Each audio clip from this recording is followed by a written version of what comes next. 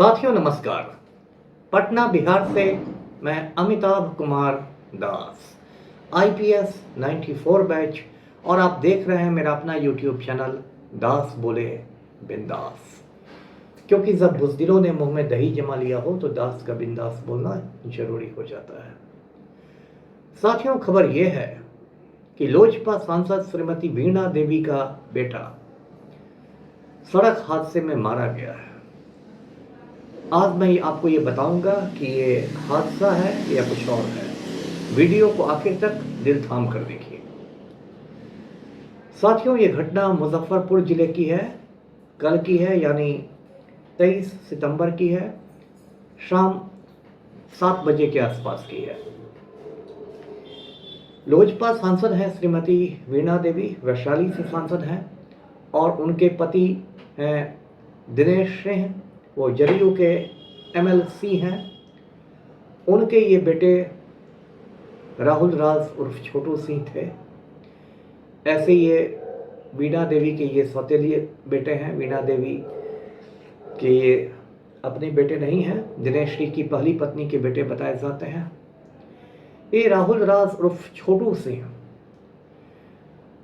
अपने घर गए हुए थे जो मुजफ्फरपुर के पारू थाना क्षेत्र में पड़ता है, और वहां से अपने बाइक पर बैठकर मुजफ्फरपुर शहर लौट रहे थे। मुजफ्फरपुर में एक करजा थाना है और करजा थाना में एक है जैतपुर ओपी। जैतपुर ओपी में एक पुखरेरा गांव के पास एक दिनेश्वर पेट्रोल पंप है। जब ये वहां पहुंचे राहुल राज उर्फ छोटू सिंह, तो सामने आती हुई एक गाड़ी ने इन्हें जोर का धक्का दे दिया। ये गिर पड़े खून से लथपथ होकर छटपटाते हुए। कुछ लोगों ने देखा, वे लोग उन्हें उठाकर ले गए। सरैया में है प्राथमिक स्वास्थ्य केंद्र, वहां ले गए, जहां डॉक्टरों ने उनको मृत घोषित कर दिया। तो इस तरह राहुल राज की मौत हो गई। समझिए वो घटनास्थल पर ही मारे गए। राहुल राज की जो पत्नी है निरुपमा सिंह, वो मुजफ्फरपुर जिला परिषद की उपाध्यक्षा है। तो ये पूरा मामला है। अब मामला में कुछ पेंच है, कुछ झोल है।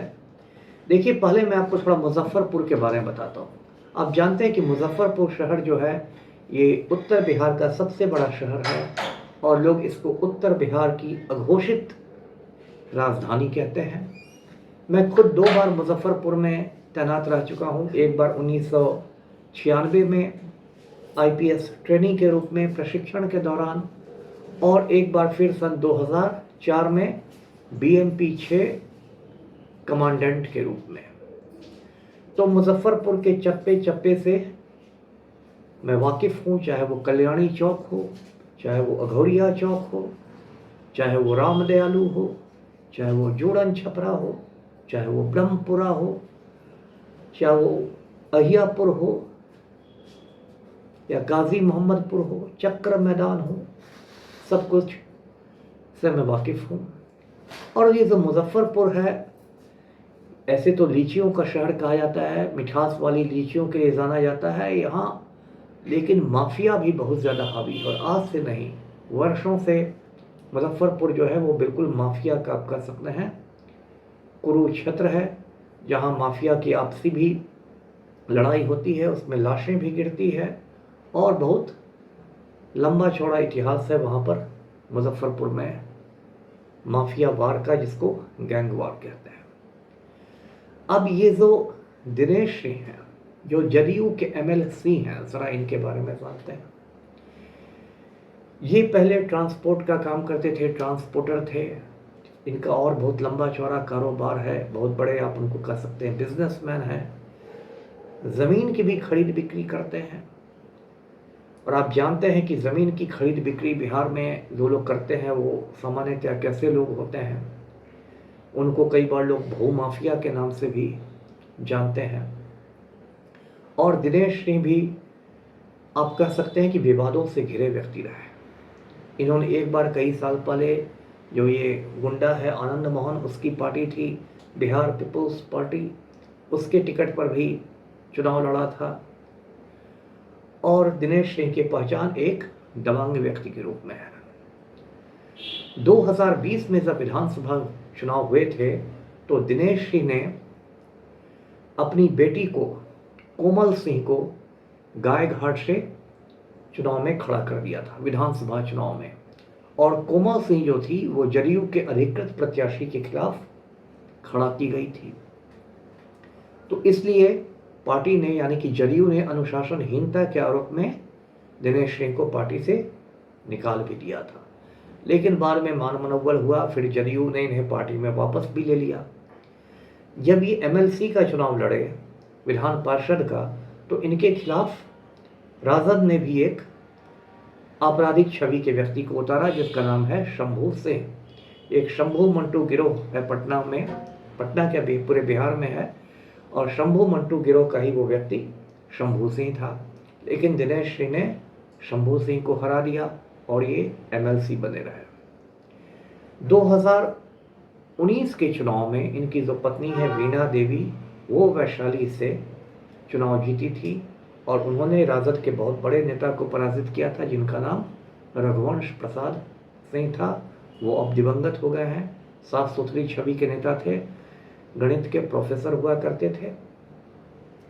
उसके बाद वीणा देवी ने इस बार का लोकसभा चुनाव यानी 2024 का जो लोकसभा चुनाव है वो लोजपा रामविलास के टिकट पर लड़ा, जो चिराग पासवान की पार्टी है। और इस बार वीणा देवी के खिलाफ राजद ने भी एक बाहुबली को उतारा जिसका नाम मुन्ना शुक्ला है। मुन्ना शुक्ला के बारे में भी आप जानते हैं, वो लालगंज वैशाली का रहने वाला है।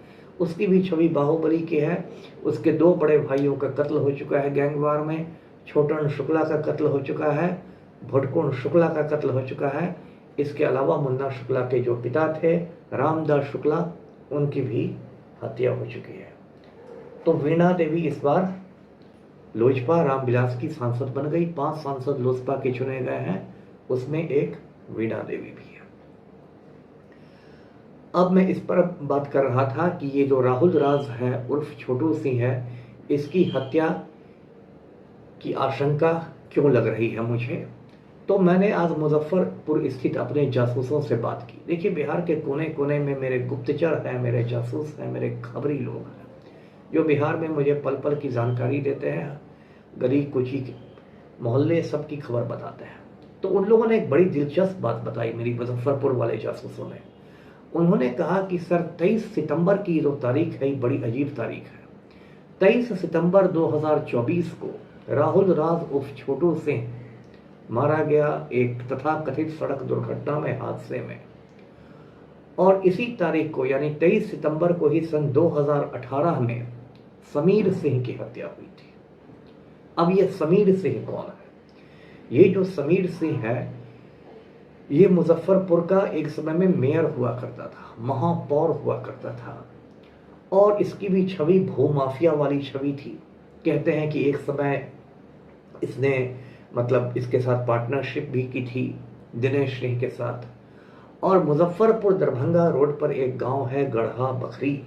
गढ़ा बखरी में इन 2-3 लोगों ने, पार्टनरों ने मिलकर करोड़ों की ज़मीन खरीदी थी, जिसको लेके बाद में बहुत विवाद भी हुआ। उसमें एक पार्टनर और था, उसका नाम था आशुतोष शाही। तो 23 सितंबर 2018 को यानी आज से ठीक 6 साल पहले शाम 7 बजे समीर सिंह को AK-47 से AK-47 से गोलियों से भून दिया गया। संयोग देखिए कि उनके जो परम मित्र थे दिनेश सिंह, वो उस दिन मुजफ्फरपुर में नहीं थे। और इस चीज़ का मलाल हो सकता है दिनेश सिंह को आज तक हो कि अपने परम मित्र की जिस दिन हत्या हुई उस दिन वो मुजफ्फरपुर में नहीं थे। लेकिन ये जो छोटू सिंह उर्फ राहुल राज है, इसकी जो मौत हुई है ये भी 23 सितंबर को ही हुई और उसी समय भी हुई शाम 7 बजे। तो मेरे लोगों का कहना है कि सर ये संयोग नहीं है, ये प्रयोग है। और कहीं ना कहीं राहुल राज की जो मौत हुई है उसके तार जुड़ते हैं समीर सिंह की हत्या से। समीर सिंह की हत्या के कुछ समय बाद पिछले साल 2023 की जुलाई को आशुतोष शाही की हत्या कर दी गई। ये आशुतोष शाही भी बड़ा विवादित भूमाफिया था मुजफ्फरपुर का। वो एक जगह बैठा हुआ था अपने वकील के घर। उसी समय अपराधियों ने उसको गोलियों से छलनी कर दिया और उसके 3-3 निजी अंगरक्षकों को, 3-3 प्राइवेट बॉडीगार्ड्स को भी मौत के घाट उतार दिया। इस घटना के लगभग 10 महीने बाद आशुतोष शाही के चचेरे भाई अभिषेक शाही उर्फ सन्नी की भी हत्या कर दी गई। तो लगातार लाशें गिर रही है मुजफ्फरपुर के भू माफिया के आपसी वर्चस्व की लड़ाई में। इसलिए मेरा कहना है कि यदि बहुत ही सिंपल तरीके से मुजफ्फरपुर की पुलिस ये कह देती है कि राहुल राज की जो मौत हुई है वो दुर्घटना में हुई है, तो इसको हजम करना थोड़ा मुश्किल लग रहा है और पुलिस को सभी कोणों से, सभी एंगल से इसकी जांच करनी चाहिए। मैंने अपनी सेवा काल में ऐसी बहुत सारी हत्याओं को देखा है जिन हत्याओं को या तो आत्महत्या की शक्ल देने की कोशिश की जाती है या उन हत्याओं को किसी दुर्घटना की शक्ल देने की कोशिश की जाती है, लेकिन पुलिस जब गहराई से जांच करती है तो मामला हत्या का निकलता है। अब ये जो मुजफ्फरपुर में कांड हुआ है, कल का कांड, उस कांड में सबसे जरूरी चीज जो है उस गाड़ी को पकड़ना और उसके चालक को पकड़ना है जिस गाड़ी के धक्के से राहुल राज की मौत हुई। इसमें जो भी सीसीटीवी फुटेज होगा, आसपास सीसीटीवी होंगे यदि, तो उसके फुटेज से पुलिस को मदद मिल सकती है। और यदि 1 मिनट के लिए मान भी लिया जाए कि ये विशुद्ध दुर्घटना थी, तब भी ड्राइवर का बयान और गाड़ी का पकड़ाना बहुत जरूरी है। उसका एमवीआई होगा, मोटर व्हीकल इंस्पेक्टर उस गाड़ी की मतलब जांच करेंगे। मोटर यान निरीक्षक जो हैं वो बताएंगे कि उस गाड़ी में ही क्या कोई तकनीकी खराबी थी या ड्राइवर की लापरवाही थी, या बहुत सारे मुद्दों पर जांच होगी। और यदि ये हत्या का मामला है जैसा संदेह कुछ हलकों में प्रकट किया जा रहा है, तो उसमें भी ड्राइवर से सख्ती से, मनोवैज्ञानिक तरीके से पूछताछ की जानी चाहिए। एक और बात मेरे जासूस बता रहे हैं, वो जासूस बता रहे हैं कि ये जो दिनेश सिंह थे वो अपने 2 बेटों में थोड़ा थोड़ा मतलब भेदभाव करते थे। इनका एक और जो बेटा है शुभम सिंह, वो मोतीपुर में एथेनॉल की फैक्ट्री चलाता है। वो हमेशा मतलब शुभम सिंह को ज़्यादा तरजीह देते थे, चाहे मुख्यमंत्री आए या कोई वीआईपी आए तो दिनेश सिंह के साथ शुभम सिंह देखा जाता था, राहुल राज उर्फ छोटू सिंह नहीं देखा जाता था। ये बात भी लोगों को हजम नहीं हो रही है कि जो ये लोग इतने अंगरक्षकों के साथ माता पिता घूमते हैं, उनका बेटा शाम के समय किसी ऐसे ग्रामीण इलाके में अकेले बुलेट पर कैसे जा रहा था, उसकी चिंता उसके माता पिता ने क्यों नहीं की। तो ये जो कुछ कांड हुआ है इसमें बहुत झोल झाल है। इस कांड पर जो आगे जानकारियां मुझे मिलेंगी मैं आपको उपलब्ध कराता रहूँगा। आज का वीडियो यहीं तक था। वीडियो को लाइक करें, शेयर करें और चैनल को सब्सक्राइब कीजिए। धन्यवाद। जय हिंद।